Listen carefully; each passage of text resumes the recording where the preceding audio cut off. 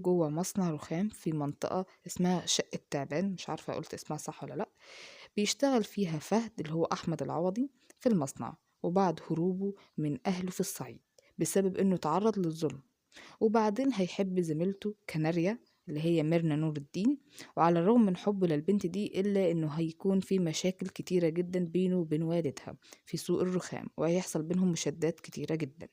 المسلسل بيتكون من 30 حلقة، بطولة أحمد العوضي، ميرنا نور الدين، كارولين عزمي. المسلسل الخامس المداح، ده الجزء الخامس من سلسلة المداح. بيتكلم عن رجوعه من الموت وحروبه ضد الجن، واضطراره لمواجهة بنات إبليس كعدو جديد الجزء ده، ويسعى بكل قوته وعزمه علشان يتغلب عليهم ويتخلص منهم. وحياته كمان هتشهد الكثير من التغيرات والتطورات الجديدة والكتيرة. المسلسل السادس أشغال شقة. بتدور أحداث المسلسل عن دكتور شرعي اسمه حمدي عبد الرحيم، اللي بيجسد شخصيته الفنان هشام ماجد، واللي ربنا بيرزقه بأطفال هو ومراته.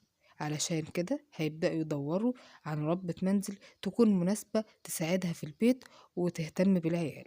ولكن ده ما بيحصلش بسهولة، لأن كل واحدة من ربات المنازل اللي هيجيبوهم بيكون عندها عيوب أكتر من اللي قبلها. المسلسل كوميدي وخفيف الدم يعني.